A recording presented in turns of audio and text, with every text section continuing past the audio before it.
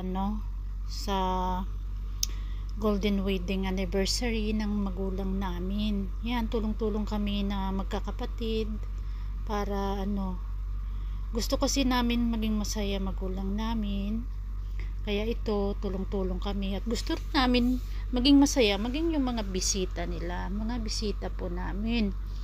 Biruin mo, golden wedding na nila soon. So, mas excited pa kaming mga magkakapatid.